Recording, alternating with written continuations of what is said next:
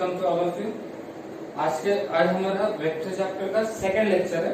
आई hope कि आपने first lecture यानी फर्स्ट वीडियो लेक्चर सबने देखा होगा, ठीक है, और आपको उसके सारे के सारे कंसेप्ट क्लियर हुए होंगे। तो काफी सारा टॉपिक हमने फर्स्ट क्लास में देखा है, जिसमें हमने स्केलर की डेफिनेशन देखी थी, वेक्टर की डेफिनेशन देखी थी, वेक्टर का रिप्रेजेंटेशन क्या होता है ये देखा था, टाइप्स ऑफ वेक्टर, फिर उसमें zero vector, unit vector, position of a vector and so on. ऐसे कुछ टॉपिक हमने लास्ट वीडियो लेक्चर में डिस्कस किए थे, ठीक है। उसके बाद हाँ, parallel vector, collinear vector, most important concept है पैरेलल और कोलिनियर वेक्टर, ठीक है ना, उसको ध्यान रखना। उसका यूज हम आज के वीडियो में करने वाले, आज के लेक्चर में हम लोग करने वाले, ठीक है।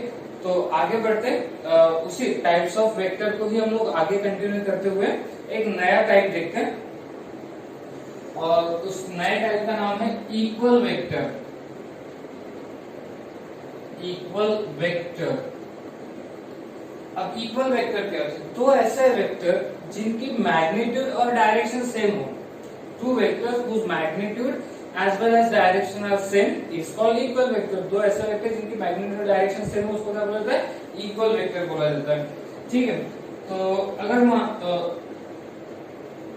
लो आपके पास एक वेक्टर ए दिया है, वेक्टर ए दिया है 2i plus 3j plus 4k, एक वेक्टर ए दिया है, और एक वेक्टर बी दिया है xi plus yj plus zk R equal vector, R equal vector, then x y z r। आपको क्या बोला गया? ये दो वेक्टर कैसे इक्वल है? इक्वल वेक्टर का मतलब क्या हो जाएगा? वेक्टर ए और वेक्टर बी दोनों कैसे रहेंगे? इक्वल हो जाएगा। वेक्टर ए क्या दिया आपके पास? 2i plus 3j plus 4k, और वेक्टर बी क्या दिया आपके पास? xi plus yj plus zk, ठीक है। तो ये दोनों वेक्टर इक्वल है, इसका मतलब i का कंपोनेंट 2 और यहाँ i का कंपोनेंट x, ये दोनों इक्वल हो गए, यानी x is equal to 2। j का कंपोनेंट है 3 और इधर j का कंपोनेंट है y, यानी कि y की वैल्यू 3 होगी। तो z का कंपोनेंट 4 हो जाएगा, ठीक है। तो x is equal to 2, y is equal to 3 और z इज इक्वल टू 4, ठीक है। अच्छा, इसके जो नोट्स है मैं आपको अपलोड कर दूंगा वीडियो में। आप इसका थियरी पार्ट का टेंशन मत लो कि सर आपको थियरी पार्ट नहीं पता गया, थियरी पार्ट लिख के नहीं दे, आपको पीडीएफ अपलोड हो जाएगी। अगर आपको अपने क्लास नोट्स के लिए उसको लिखना है तो पीडीएफ को डाउनलोड करो, एक प्रॉपर में अपने नोट्स लिख सकते हो, ठीक है। आप उसका टेंशन मत लो, मैं आपको अपलोड कर दूंगा वो, ठीक है। तो इक्वल वेक्टर क्या होते हैं? दो ऐसे वेक्टर जिनका मैग्नीट्यूड और डायरेक्शन सेम हो, उसको क्या बोला जाता है? इक्वल वेक्टर, ओके, ठीक है। उसके बाद है को इनिशियल वेक्टर। को इनिशियल वेक्टर, ठीक है। को इनिशियल वेक्टर क्या होते हैं? दो या दो से ज्यादा वेक्टर जिनका इनिशियल पॉइंट सेम हो। जैसे कि मान लो एक वेक्टर है ये OA, एक वेक्टर OA है, एक वेक्टर OB है, एक वेक्टर OC है। तो ऐसे तीन वेक्टर है। ये तीनों वेक्टर का जो इनिशियल पॉइंट है, स्टार्टिंग पॉइंट है, वो तो सेम है ना। OA का O, OB का भी इनिशियल पॉइंट O है, OC का भी इनिशियल पॉइंट क्या है? O है। तो ऐसे वेक्टर को हम लोग क्या बोलते हैं? को इनिशियल वेक्टर, ठीक है, जिसका इनिशियल पॉइंट सेम हो। ओके, मुझे नहीं लगता कि इसको कुछ ज्यादा टाइम देने की जरूरत है, अब इसको एक क्लियर हो जाएगा आपका, ठीक है। ओके, अब आते हैं नए टॉपिक पे, addition and subtraction of two vector. दो वेक्टर का एडिशन और दो वेक्टर का सब्सट्रैक्शन कैसे करते हैं? तो आप ध्यान से सुनना, जो हमने कल के वीडियो में बोला था ना, triangle of addition, triangle of addition, अब हम लोग वो सीखने वाले ट्रायंगल ऑफ एडिशन। तो ये टॉपिक क्या कहते हैं कि दो वेक्टर को अगर मुझे ऐड करना है तो हम लोग ट्रायंगल लॉ का यूज करते हैं, और एक और है पैरेललोग्राम लॉ भी। तो दो वेक्टर को ऐड या सब्सट्रैक्ट करने के लिए हम कौन सा लॉ का यूज करते हैं? ट्रायंगल लॉ ऑफ एडिशन या सब्सट्रैक्शन, या फिर पैरेललोग्राम लॉ ऑफ एडिशन का भी यूज करते हैं। तो पहला वाला डिस्कस करते हैं हम लोग। ओके, अब आते हैं ट्रायंगल लॉ ऑफ एडिशन पे। ट्रायंगल लॉ ऑफ एडिशन क्या कहते हैं? जैसे मान लो आपके पास एक वेक्टर है OA, तो पहले एक ट्रायंगल बना लेता हूँ। इसकी डायरेक्शन है O से A, और फिर ये है A से B, और इधर है A से O से B। ये OA जो है ये रिप्रेजेंट कर रहा है वेक्टर है, OA वेक्टर है, डायरेक्शन है, फिर A से B, ये मान लो ये है वेक्टर B। तो ये जो थर्ड साइड है ये होती है vector A plus vector B, vector A plus vector B। Okay, तो ट्रायंगल लॉ ऑफ एडिशन क्या कहता है कि अगर कोई दो साइड, ट्राइंगल की दो साइड जिसमें डायरेक्शन क्या हो, कंटिन्यू हो रही हो। देखो शुरुआत कहां से करनी, मान लो आपने ओ से शुरुआत की, तो पहले आप ओ से ए की तरफ आए और फिर ए से बी की तरफ आए, डायरेक्शन क्या होगी, कंटिन्यू होगी, डायरेक्शन कंटिन्यू होगी। तो ये जो थर्ड साइड है ये इन दोनों का क्या है, सम रहेगी। या third side resultant, resultant word भी यूज करते हैं, सम भी वेक्टर यूज करते हैं, ठीक है। ओके, तो ये होता है ट्रायंगल ऑफ एडिशन, ठीक है। इसको ध्यान से देख लेना अच्छे से, बहुत सिंपल है। और एक बार करते हैं, जैसे मान लो एक O है, ये A है और ये B है। तो अब यहाँ पे क्या होगा, अगर मैं इस ट्रायंगल पे ट्रायंगल ऑफ एडिशन लगाऊंगा तो सबसे पहले क्या करूंगा, मैं एक पॉइंट देखूंगा, जैसे O पॉइंट। O से क्या हो रहा है ना, O से दो रास्ते निकल रहे हैं, एक रास्ता जा रहा है B की तरफ और एक रास्ता जा रहा है A की तरफ। डायरेक्शन को फॉलो करो, O से एक रास्ता जा रहा है B की तरफ, एक रास्ता जा रहा है A की तरफ। अब हमने कौन से रास्ते पे चलना चाहिए, तो अगर मान लो आप पहले O से A की तरफ गए, ठीक है, डायरेक्शन तो फॉलो की, लेकिन A से B की तरफ गए तो डायरेक्शन फॉलो की क्या, नहीं हुई। तो फिर आप O से B की तरफ चलो, O से B की तरफ और B से A। तो दो साइड आपको देखनी है जहां पे डायरेक्शन क्या है, कंटिन्यू है, जैसे O से B और B से A। तो यहाँ पे ट्रायंगल ऑफ एडिशन क्या हो जाएगा, vector OB plus vector BA, और ये क्या रिप्रेजेंट कर रहा है, ये रिप्रेजेंट कर रहा है वेक्टर थर्ड को, वेक्टर OA को रिप्रेजेंट कर रहा है, वेक्टर OA को रिप्रेजेंट कर रहा है। अब सबसे बड़ा सवाल क्या आया किससे, ठीक है ना, ये ट्रायंगल ऑफ एडिशन अपन लिख कैसे रहे, तो ये भी बहुत सिंपल है, ध्यान रखना। तो जैसे मान लो आपके पास एक ट्रायंगल है OAB, O to A, A to B, और ये है O to B है। अब ट्रायंगल हमारा पहले तो सिंपल वेक्टर का कंसेप्ट क्या कहता है, अगर मैं O से A जाता हूँ, O से A प्लस फिर A से B जाते हैं, A से B गए, और नॉर्मली क्या होता है, डायरेक्शन फॉलो होनी चाहिए, O से A से B और फिर B से O और फिर B से O। पर यहाँ पे क्या हो गया, B से O और डायरेक्शन तो अपोजिट है, मतलब मैं पहले नहीं लिखा होगा, BO इज इक्वल टू कितना हो जाएगा, जीरो वेक्टर हो जाएगा, तो वापस वहीं पे आ जाएगा, O से A से B और B से A, तो डिस्प्लेसमेंट कितना हो गया, जीरो हो गया, vector OA plus vector AB plus vector BO is equal to zero. But यहाँ पे आप देखोगे तो B से O है क्या डायरेक्शन, नहीं, डायरेक्शन क्या है, O से B है। मतलब आप ये बोल सकते हो कि vector BO is equal to minus vector OB, ठीक है, vector BO is equal to minus vector OB। जैसे अगर डायरेक्शन अपोजिट होगी तो माइनस साइन लगेगा, डायरेक्शन अपोजिट होगी तो क्या लगेगा, माइनस साइन। जैसे मान लो ये है एक वेक्टर OA है, सॉरी एक वेक्टर A है, तो मैं डायरेक्शन इसकी चेंज कर रहा हूँ इधर, तो ये क्या हो जाएगा, ये हो जाएगा माइनस वेक्टर है, मतलब डायरेक्शन अगर अपोजिट होगी तो साइन चेंज हो जाएगा।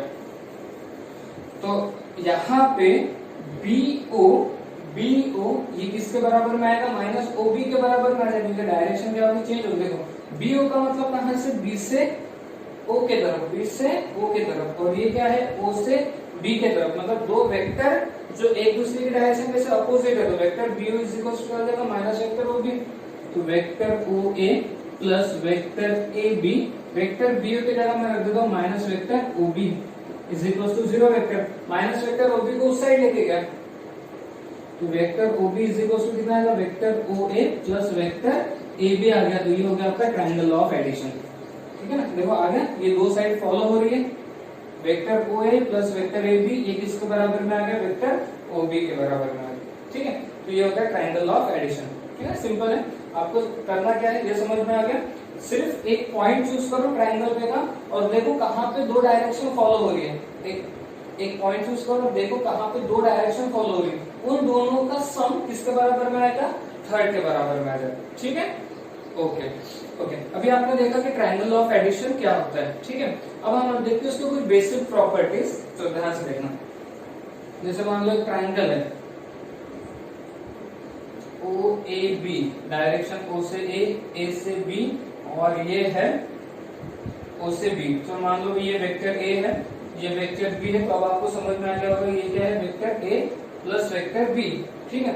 अच्छा, मेरा पास क्वेश्चन है आपको कि अगर मुझे OA की सिर्फ मैग्नीट्यूड यानी कि लेंथ अगर रिप्रेजेंट करनी है, तो OA की लेंथ, ठीक है, length of OA length of O A क्या हो जाएगा, मॉड ऑफ वेक्टर ए। कल ही हमने डिस्कस किया था कि मॉड का मतलब क्या, मैग्नीट्यूड, मैग्नीट्यूड मतलब क्या, उस वेक्टर की लेंथ। तो लेंथ ऑफ ओ ए यानी क्या हो जाएगा, मॉड ऑफ वेक्टर बी। अगर मैं आपको बोलूं कि length of A B, length of A B, A B की लेंथ, तो ए बी की लेंथ क्या होगी, मॉड ऑफ वेक्टर बी हो जाएगा। ए बी की लेंथ क्या हो जाएगी, mod of vector B. Length की बात हुई, लेंथ का मतलब ये लेंथ, ये मैग्नीट्यूड कितना है, तो इसका मैग्नीट्यूड आएगा ना। और अगर मैं आपको बोलूं कि length of O B, length of O B कितना आएगा, mod of vector A plus vector B. Length of O B कितना आ जाएगा, mod of vector A plus mod of vector B. तो कुछ प्रॉपर्टीज क्या है कि पहली प्रॉपर्टी क्या कहती है कि vector A plus vector B is equals to vector B plus vector A होता है। मतलब vector A plus vector B करो और vector B plus vector A करो तो दोनों वैल्यू कैसे आएगी, सेम आएगी। मतलब कौन सा लॉ होता है, कम्यूटेटिव लॉ यहाँ पे सेटिस्फाइड होता है।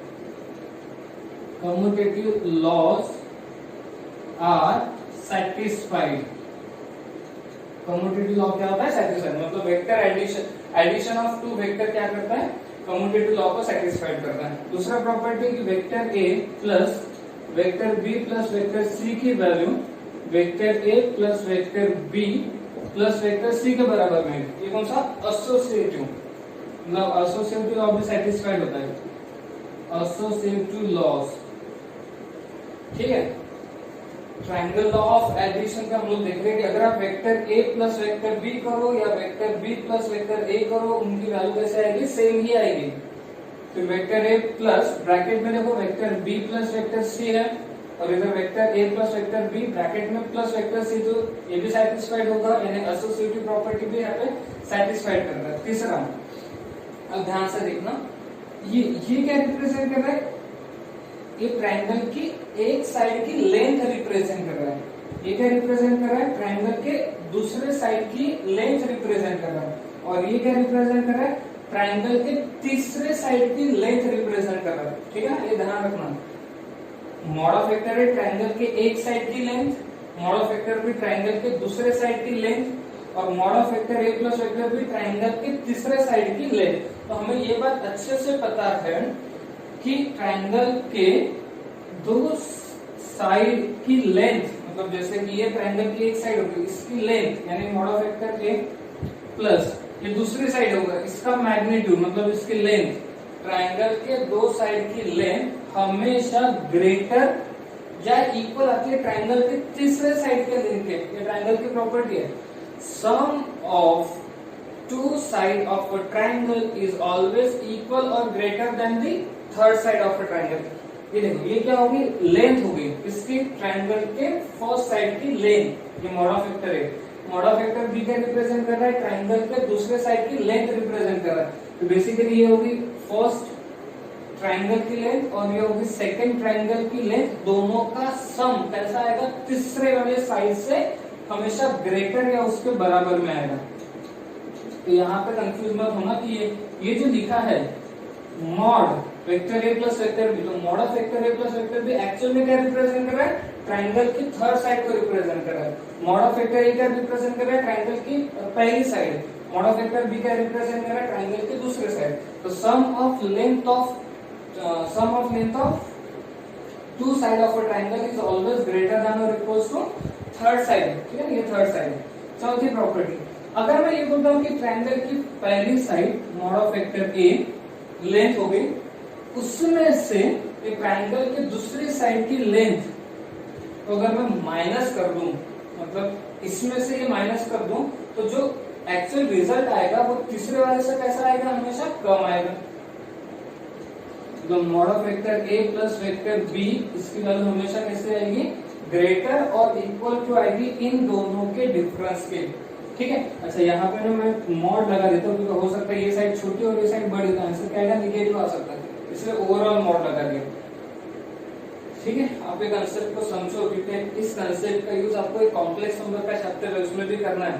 ये बहुत सिंपल कंसेप्ट है। पहले तो आप ये समझो कि ये जो लेंथ है, ये लेंथ किससे दिखा रहे हैं, मॉड ऑफ वेक्टर ए से। ये जो लेंथ है ये किससे दिखा रहे हैं, मॉड ऑफ वेक्टर बी से दिखा रहे हैं।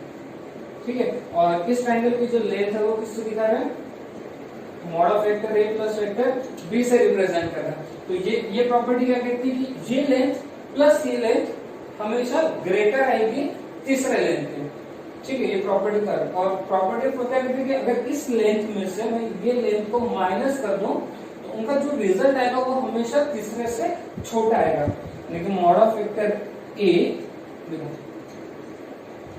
Mod of vector A minus mod of vector B, उसका होल मॉड, ये बाहर का मॉड क्या बता रहा है कि ये वैल्यू नेगेटिव नहीं आएगी करके। ठीक है, या नेगेटिव आप भी करें उसको पॉजिटिव कर देगा, तो ये क्या आएगा हमेशा तीसरे साइड से ग्रेटर आएगा। ठीक है, पांचवी प्रॉपर्टी क्या कहती है कि वेक्टर ए में अगर आप जीरो वेक्टर ऐड करते हो या जीरो वेक्टर में वेक्टर ए ऐड करते हो तो आपका रिजल्ट हमेशा क्या आएगा, वेक्टर ए आएगा। ये तो ऑब्वियस सर कि किसी वेक्टर के अंदर जीरो वेक्टर ऐड करो आंसर वेक्टर ए आएगा।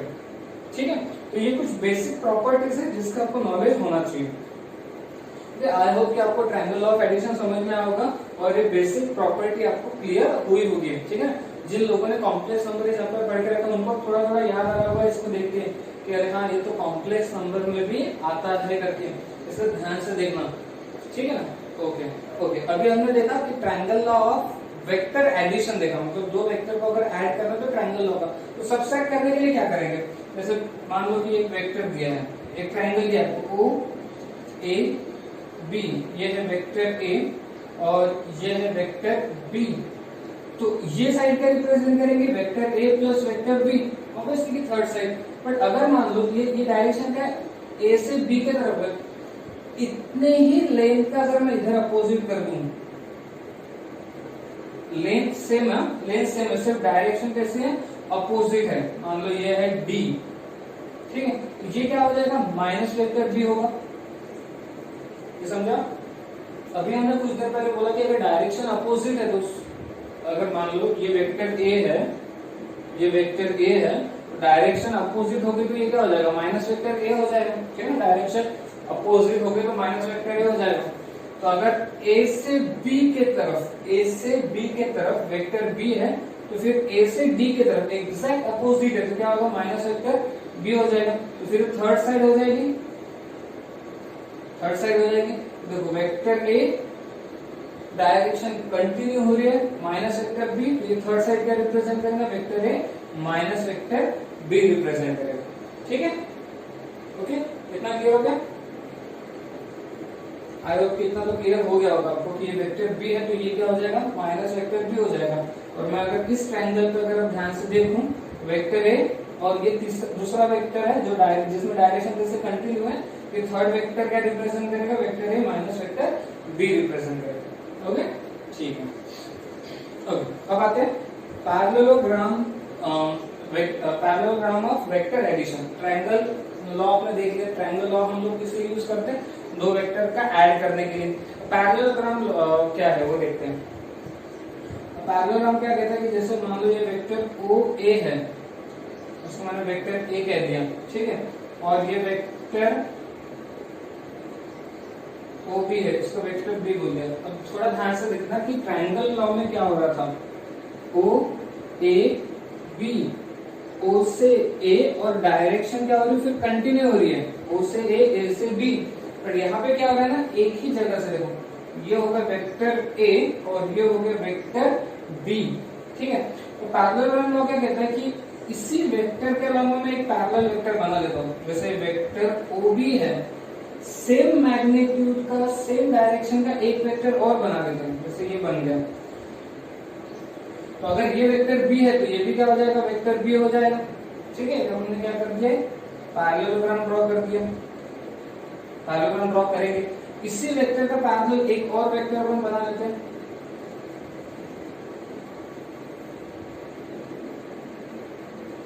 ठीक है, मतलब क्या किया हमने, इस वेक्टर का एक पैरेलल वेक्टर इधर बनाया, मैग्नीट्यूड सेम है, डायरेक्शन सेम है, तो ये वेक्टर भी, तो ये भी वेक्टर भी हो जाएगा। इस वेक्टर का एक पैरेलल इधर बना दिया तो ये भी क्या हो जाएगा, वेक्टर ए हो जाएगा। तो ये क्या रिप्रेजेंट करता है, डायगोनल। ये क्या रिप्रेजेंट करेगा, डायगोनल।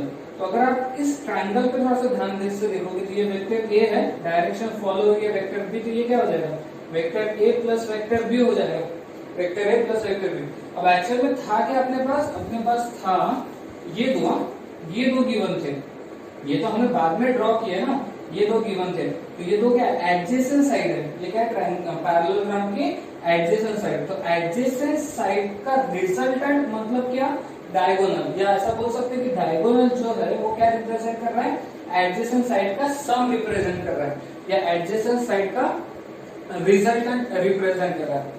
डायगोनल क्या रिप्रेजेंट कर रहा है, एडजेसेंट साइड का रिजल्टेंट रिप्रेजेंट कर रहा है। ठीक है, कितना क्लियर हो गया? हो गया। अब देखो ध्यान से, अगर ये वेक्टर ओ ए है, पहले अपने पास तो ये गिवन है वेक्टर ओ ए और ये वेक्टर ओ बी, ये गिवन है। ठीक है, अब मैं क्या करता हूँ ना, मैं ये जो वेक्टर था वेक्टर ओ बी, इसका एकदम अपोजिट में इधर एक वेक्टर बना रहा हूं। ठीक है, तो ये क्या हो जाएगा, ये हो जाएगा माइनस वेक्टर बी हो जाएगा। ठीक है, अब इधर एक पैरेललोग्राम बना दें। अब इस वेक्टर का एक पैरेलल, जैसे यहाँ पे देखो हमने इसका पैरेलल वेक्टर इधर बनाया था, वैसे इसका पैरेलल वेक्टर इधर बना लेते हैं। तो अगर ये ओ से सी तक क्या था, माइनस वेक्टर बी था, ओ से सी तक अगर माइनस वेक्टर बी था, तो ओ से डी तक भी क्या होगा, माइनस वेक्टर बी हो जाएगा। और अगर ये ओ से ए तक वेक्टर ए था, तो सी से डी तक ये भी क्या रहेगा, वेक्टर ए हो जाएगा।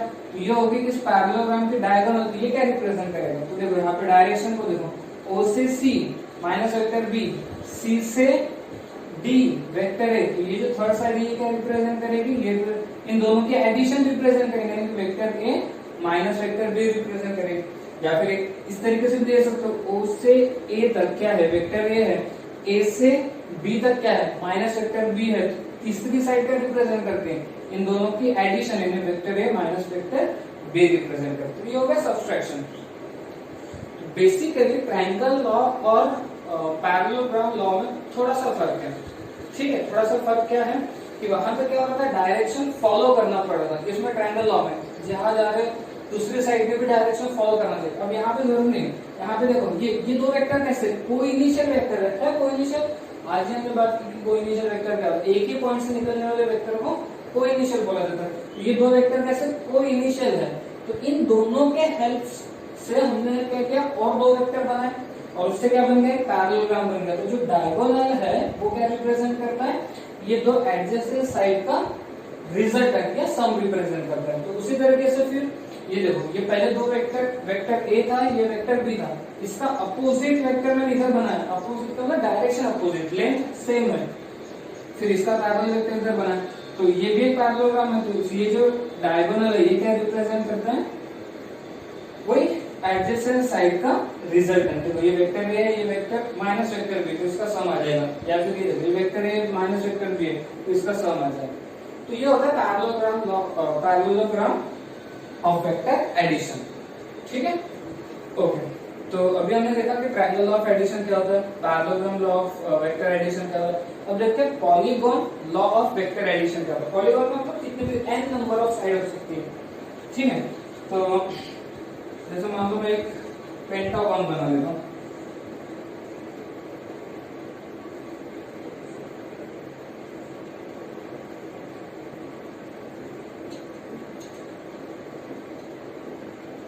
एक पेंटागन बनाते हैं, A to B ये वेक्टर A रिप्रेजेंट कर रहा है, B to C ये वेक्टर B रिप्रेजेंट कर रहा है, C to D ये वेक्टर C रिप्रेजेंट कर रहा है, D to E ये वेक्टर D रिप्रेजेंट कर रहा है, A to E ये वेक्टर E रिप्रेजेंट कर रहा है। ठीक है, A से B तक वेक्टर A, B से C तक वेक्टर B, C से D तक वेक्टर C, D से E तक वेक्टर D और A से E तक वेक्टर E। तो polygon law of vector addition क्या करता है, जहां डायरेक्शन फॉलो हो रही है उन सबको ऐड करो, vector A plus vector B plus vector C plus vector D, यहां तक तो डायरेक्शन फॉलो हो रही है। यहाँ पे अब डायरेक्शन अपोजिट होगी, किसके बराबर में आएगा, माइनस वेक्टर ई के बराबर में आएगा। ये होता है polygon law of vector addition. Simple है, जहां जहां डायरेक्शन फॉलो हो रही है उसको ऐड करो। ठीक है, ओके। अब एक और थोड़ा सा बेसिक कंसेप्ट करते हैं, इसी पे एक बेसिक एग्जांपल देख लेते हैं। ओके, चलो एक न्यूमेरिकल सॉल्व करते हैं। तो ये जो लॉज आप लोगों ने सीखे उसका यूज कैसे करना है, इसके आइडिया आपको आ जाएगी।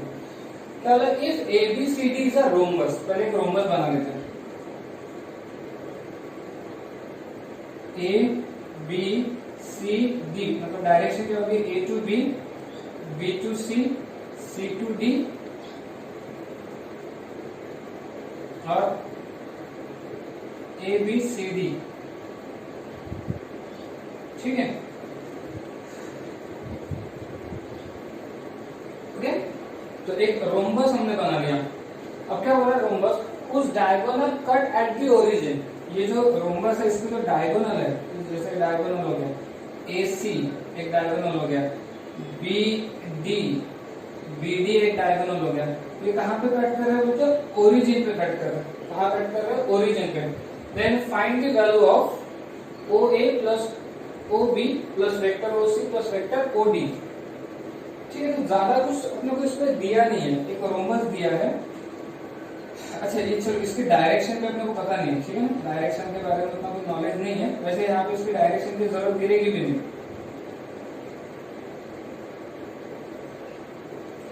ठीक है, उस डायगोनल, जैसे अब डायगोनल एक डायगोनल मैंने बना लिया ए सी एक डायगोनल बना लिया, एक डायगोनल बना लिया बी डी, और ये कहाँ पे कट कर रहा है, ओरिजिन पे कट कर रहा है। ओरिजिन पे कट कर दें, find the value of O A plus O B plus O C plus O D. अच्छा, आपको ज्योमेट्री का पार्ट आपको पता होना चाहिए। ज्योमेट्री का पार्ट क्या, कि रोम्बस के डायगोनल जब एक दूसरे को कट करते हैं तो एक दूसरे को बाइसेक्ट भी करते हैं। अच्छा, ये बहुत कंफ्यूजन वाला पार्ट होता है, फिर आप अपना 10 का ज्योमेट्री अच्छे से करके रखो कि रोम्बस के डायगोनल एक दूसरे को क्या करते हैं, बाइसेक्ट करते हैं। स्क्वायर के भी डायगोनल एक दूसरे को क्या करते हैं, बाइसेक्ट करते हैं। ये ध्यान रखना, रोम्बस और स्क्वायर के डायगोनल एक दूसरे को क्या करते हैं, बाइसेक्ट करते हैं। फर्क कहाँ पर है कि वो स्क्वायर 90 डिग्री पे बाइसेक्ट करता है, यहाँ पे 90 डिग्री नहीं होता। ठीक है ना, ये फर्क है। अच्छा, बाइसेक्ट करते हैं इसका मतलब O से C और C से A ये दोनों इक्वल होंगे, मतलब वेक्टर OC और वेक्टर OA ये दोनों इक्वल होंगे। दोनों कैसे रहेंगे, इक्वल, और दोनों की डायरेक्शन कैसे है, अपोजिट है, तो साइन अपोज माइनस आ जाएगा। अगर OC पॉजिटिव है तो OA क्या हो जाएगा, नेगेटिव हो जाएगा। ये समझा गया। O क्या कर रहा है, इस AC को बाइसेक्ट कर रहा है। बाइसेक्ट कर रहा है मतलब ये पार्ट और ये पार्ट तो इक्वल होगा। ठीक है, मतलब वेक्टर OC और वेक्टर OA इक्वल वेक्टर होंगे, बट डायरेक्शन अपोजिट होने की वजह से माइनस लगेगा। उसी तरीके से OD और OB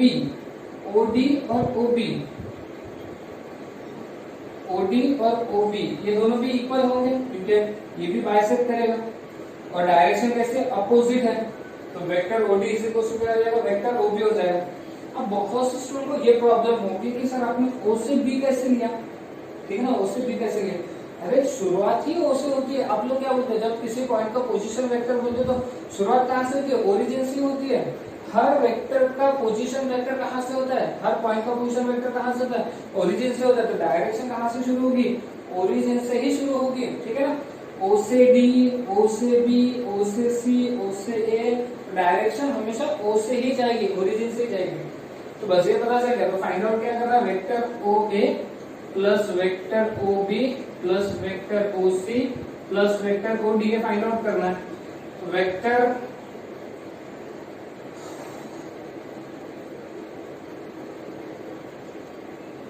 OA plus vector OB, इस वेक्टर OC की जगह ना, वेक्टर OC की जगह मैं माइनस वेक्टर OA रख देता हूँ और वेक्टर OD की जगह माइनस वेक्टर OB रख देता हूँ। तो ये क्या हो जाएगा, vector OA minus vector OA cancel, और ये भी क्या हो जाएगा, कैंसिल। तो आंसर कितना आएगा, 0 वेक्टर। तो जो इसका आंसर है वो कितना आएगा, 0 वेक्टर आ जाएगा। क्या आएगा, 0 वेक्टर। ओके, ठीक है। तो एक टॉपिक और करते हैं, vector joining two points. Vector joining two points का मतलब है, जैसे मान लो आपके पास एक पॉइंट है A, इसके कोऑर्डिनेट है x1, y1, z1, और एक दूसरा पॉइंट है पॉइंट B, इसके कोऑर्डिनेट है x2, y2, z2। So vector AB क्या होता है, वेक्टर AB होता है, देखो सिंपली ध्यान कैसे रखना, x2 minus x1 I plus y2 minus y1 j plus z2 minus z1 k, ये होता है वेक्टर AB। तो अगर आपके पास दो पॉइंट दिए हैं तो आप वेक्टर AB फाइंड आउट कर सकते हो। ठीक है, चलो देख लेते हैं आया कैसे करके। जैसे मान लो एक पॉइंट है, एक पॉइंट है, ए पॉइंट स्पेस में है, x1 y1 z1, एक पॉइंट कहां पर है, स्पेस में। ये हो गया ओरिजिन O। तो डायरेक्शन हमेशा कहां से होती है, ओरिजिन से होती है। और एक पॉइंट है बी पॉइंट, इसके कोऑर्डिनेट है x2 y2 z2, तो ये भी डायरेक्शन कहां से रहेगी, O से रहेगी। ठीक है। अच्छा, हमें फाइंड आउट क्या करना है, ए बी, मतलब डायरेक्शन ए से बी है।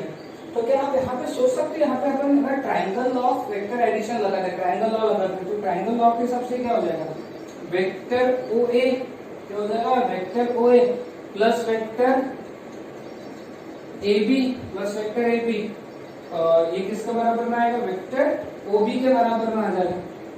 दिखाई दे ट्रायंगल ऑफ एडिशन। यहाँ पे देखो दो डायरेक्शन फॉलो हो रही है, तो ओ ए प्लस ए बी ये किसके बराबर में आएगा, ओ ए प्लस ए बी किसके बराबर में आएगा, ओ बी के बराबर में आ जाएगा। हमें फाइंड आउट करना है vector A B. Vector A B क्या होगा, ये उधर क्या, तो vector O B minus vector O A हो जाएगा। अच्छा, वेक्टर ओबी कैसे निकालेंगे, बी के कोऑर्डिनेट पता है x2 y2 z2, तो ओबी क्या हो जाएगा, x2i plus y2j plus z2k हो जाएगा माइनस ओए ए के कोऑर्डिनेट भी पता ही है, ये कितना होगा x1i plus y1j plus z1k हो जाएगा। जब अपन सॉल्व करेंगे तो x2i माइनस x1j तो कितना होगा, x2 माइनस x1i हो जाएगा। वैसे ही y2 माइनस y1j होगा प्लस z2 माइनस z1k हो जाएगा। तो ये आ गया आपका वेक्टर AB। ठीक है, तो सिंपली आपको याद कैसा रखना है कि अगर आपको वेक्टर AB निकालना है तो b माइनस a करने का, b के कोऑर्डिनेट में से a के कोऑर्डिनेट माइनस करने का। ओके, ठीक है। ओके, तो अब आपका वेक्टर चैप्टर का आपका एक बेस तैयार हो गया।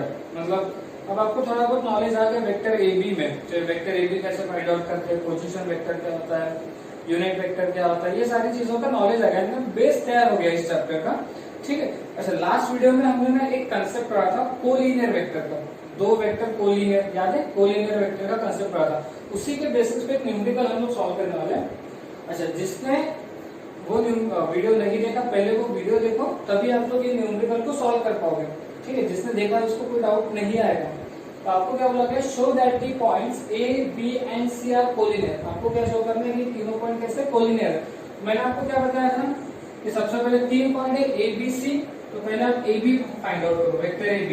और आज ही हमने देखा कि वेक्टर A, B कैसे निकालेंगे, B माइनस A करके, B माइनस A, -2 -1, B में से A माइनस करना है, तो -2 -1, -3R होगा, 0 -3 -3J होगा, और 1 -2 -1K हो जाएगा, यानी कि -K हो गया। फिर वेक्टर AC फाइंड आउट करते हैं, तो वेक्टर AC, अब AC कैसे निकालेंगे, C minus A, 4 -1 3I, 4 -1 3, 6 -3 3J, और 3 -2 1K, यानी कि K। ठीक है, ये आ गया वेक्टर AB और ये आ गया वेक्टर AC। अब हमें ये देखना है कि क्या वेक्टर AB और वेक्टर AC में कुछ रिलेशन है क्या, कुछ रिलेशन होना चाहिए। तो अगर आप देखते हो वेक्टर AB, यहाँ से अगर मैं माइनस कॉमन निकालू ना, या -1 कॉमन निकालू, तो क्या आ रहा है, 3I plus 3J plus K। देखो माइनस कॉमन निकालने पे vector AB is equals to -1 और 3I plus 3J plus K क्या है, वेक्टर AC है। तो हमने क्या बोला था कि अगर दो वेक्टर का आपस में कुछ ऐसा रिलेशन आ गया, vector AB is equals to lambda vector AC, तो ये दोनों वेक्टर कैसे रहेंगे, कोलिनियर हो जाएंगे, यानी कि वेक्टर AB और वेक्टर AC कैसे हैं, कोलिनियर है। वेक्टर AB और वेक्टर AC देखो कोलिनियर है। ठीक है, अगर ये कोलिनियर है मतलब क्या होगा कि ये हो गया आपका वेक्टर AB, ये हो गया वेक्टर AB, और ये हो गया वेक्टर AC, ये कैसे है, कोलिनियर है। कोलिनियर मतलब एक ही लाइन में रहता है, तो ABC कैसे आ गए, कोलिनियर पॉइंट होगा। So therefore A, B, C are collinear points, collinear point. तो अगर आपको 3 पॉइंट दिया है, पूछा गया या शो करना है कि वो कोलिनियर, शो करो, तो इस तरीके से आपको शो करना। ओके, ठीक है। ठीक है, एक एग्जांपल और करते हैं। If a point A, B and C are collinear, find A. ठीक है ना, A B C collinear point है, तो ए के कोऑर्डिनेट क्या दिए, 60 3 0। वेक्टर ए क्या हो जाएगा, वेक्टर ए हो जाएगा 60i, या फिर एक काम करते ना, ए के कोऑर्डिनेट दिए हैं आपको, बी के कोऑर्डिनेट भी दिए 40 -8 0, और सी के कोऑर्डिनेट भी दिए हैं a -52 0। और आपको क्या बोला गया, A B C are collinear. ये क्या है, कोलिनियर। अगर ये कोलिनियर है तो vector A B is equal to lambda vector A C, ये कंडीशन सेटिस्फाई होगी। अच्छा, वेक्टर ए बी कैसे निकालेंगे, बी माइनस ए 40 -60 -20i -8 -3 -11j 0 -0 0, तो नहीं था वो भी चलेगा, इज इक्वल टू लैम्डा। और AC कैसे निकालेंगे, C माइनस ए, तो देखो A -60 आएगा ऐसा, A -60 I -52 -3 -55J 0 -0 0, ठीक है। तो -20I -11J, लैम्डा से मल्टीप्लाई करो, lambda into A -60I minus lambda into 55J। अभी दो वेक्टर कैसे आ गए, इक्वल आ गए। देखो इधर साइड भी एक वेक्टर है और इस साइड भी एक वेक्टर है, दोनों वेक्टर कैसे इक्वल आ गए। और जब दो वेक्टर इक्वल होते हैं तो उनके कंपोनेंट सेम रहेंगे, ठीक है। तो इसका मतलब लैम्डा A -60 की वैल्यू किसके बराबर में आएगी, -20 के बराबर में आएगी। एंड ये इधर J का कंपोनेंट क्या है, माइनस लैम्डा 55 है, और इधर J का कंपोनेंट क्या है, -11 है। तो यहाँ से पता चल जाएगा आपको लैम्डा के वैल्यू कितनी आएगी, 1/5 आ जाएगी, ठीक है। चलो लैम्डा के 1/5 किसमें पुट अप कर दिया, तो 1/5 A -60 -20, 5 को शिफ्ट किया तो A -60 इज इक्वल टू कितना होगा, -100। ये उधर गया तो A की वैल्यू कितनी आएगी, 40 आ जाएगी, सॉरी -40 आएगी।